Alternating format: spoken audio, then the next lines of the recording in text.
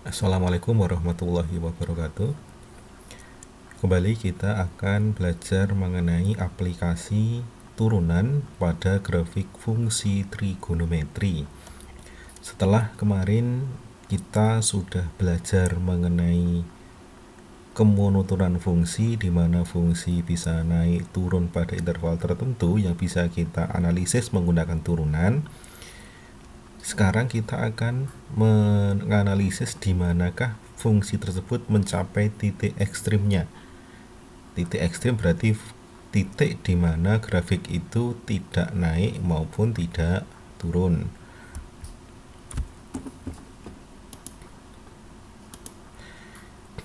Ada beberapa istilah yang berkaitan dengan titik ekstrim.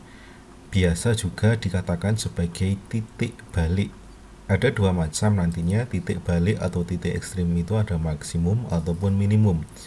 Karena titik balik itu terjadi pada saat kondisi stasioner di mana tidak naik ataupun tidak turun grafik fungsinya, maka disebut juga sebagai titik stasioner.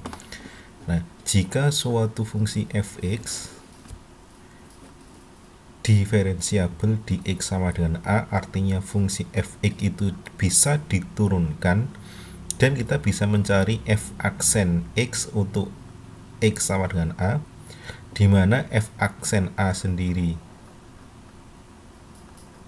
sama dengan 0, maka fa adalah nilai stasioner di x sama dengan a, sehingga titik a, fa dinamakan sebagai titik stasioner dari fx.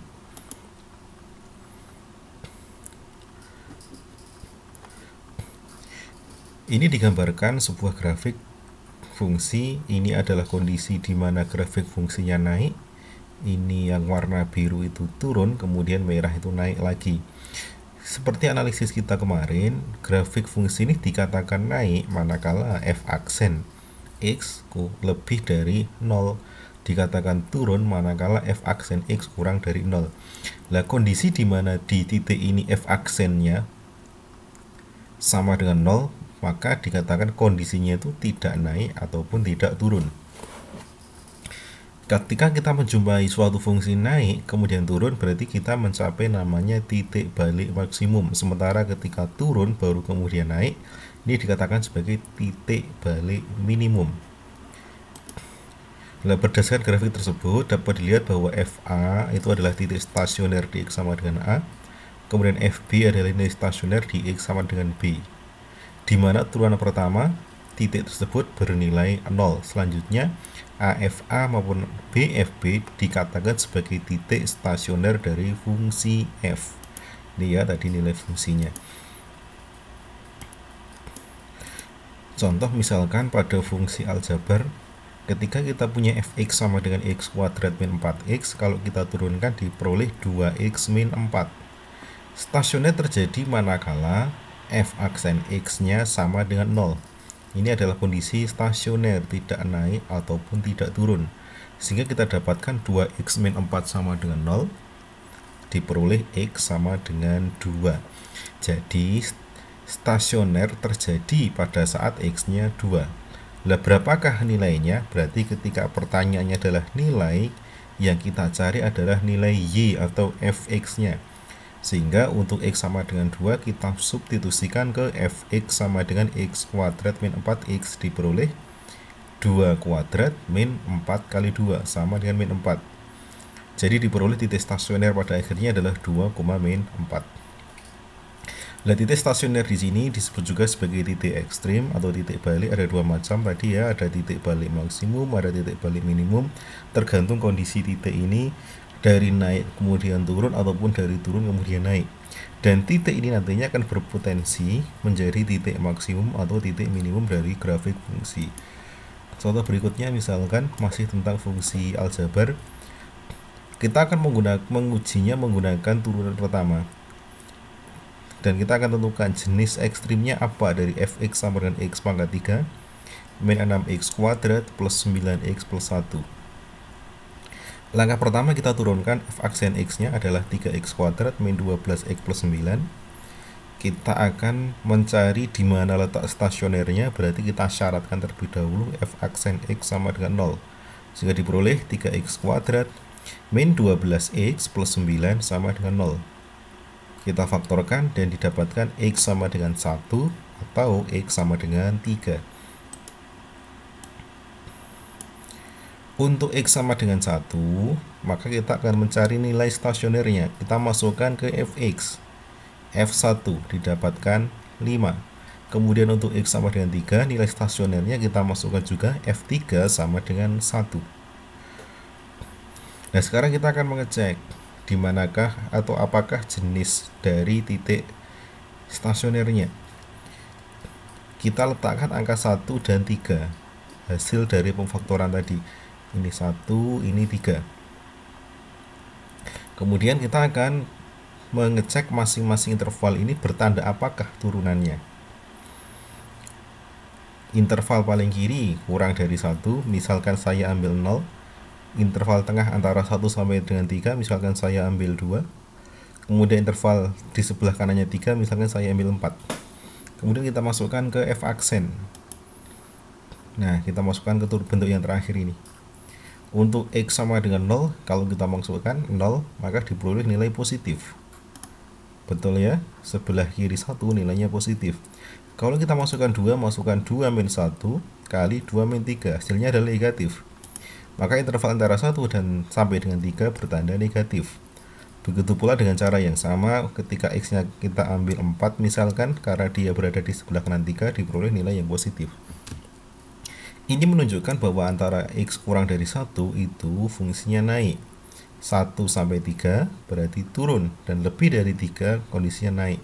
Dari sini kita bisa melihat bahwa di x sama dengan 1 terjadi perubahan kemonotonan dari naik kemudian turun. Di x sama dengan 3 dari turun kemudian naik, sehingga kita dapatkan di x sama dengan 1 adalah titik stasioner atau titik balik maksimum. Untuk x sama dengan 3 adalah titik balik minimum. Nah, sekarang kita akan berpindah ke fungsi trigonometri. Misalkan diberikan fx sama dengan cos 2x pada interval 0 kurang dari sama dengan x kurang dari sama dengan 2pi. Tentukan titik dan nilai stasionernya. Langkah pertama kita turunkan, diperoleh f aksen x sama dengan min 2 sin 2x. Kemudian syarat dari stasioner sendiri adalah f aksen x sama dengan 0, sehingga kita dapatkan min 2 sin 2x sama dengan 0. Artinya sin 2x sama dengan 0. Sehingga sin sendiri ada dua macam ya kalau persamaan sinus. Yang pertama 2x sama dengan 0 plus n kali 2pi, yang satu lagi 2x sama dengan pi tambah n kali 2pi. Kita pilih nilai n sedemikian rupa sehingga nilai x-nya nanti berada pada rentang atau interval 0 sampai dengan 2pi. Akhirnya kita dapatkan beberapa nilai x, yaitu 0, pi, 2pi, pi per 2, dan 3pi per 2.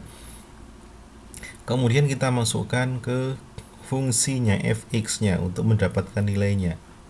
Untuk x sama dengan 0, masukkan ke fx, maka f0 sama dengan 1. X sama dengan pi per 2, maka fp per 2 sama dengan min 1. X sama dengan pi, fp sama dengan 1. X sama dengan 3pi per 2, f3pi per 2 sama dengan min 1. Kemudian x sama dengan 2pi, diperoleh f2pi sama dengan 1. Dari sini kita bisa menyimpulkan bahwa nilai stasionernya hanya dua macam, yaitu min 1 dan 1. Sementara titik stasionernya ada 5 macam tadi ya, 0,1, pi per 2, min 1, pi, 1, 3pi per 2, min 1, dan 2pi, 1. Kita memasangkan bentuk ini tadi. Nah, untuk mendapatkan jenisnya ada dua macam cara. Karena kita hanya punya dua nilai, maka kita peroleh bahwa min 1 itu kurang dari 1, sehingga diperoleh ketika nilainya min 1 terjadi titik balik minimum, ketika nilainya 1 terjadi titik balik maksimum, sehingga diperoleh titik balik maksimumnya adalah 0,1, pi, 1, dan 2pi, 1.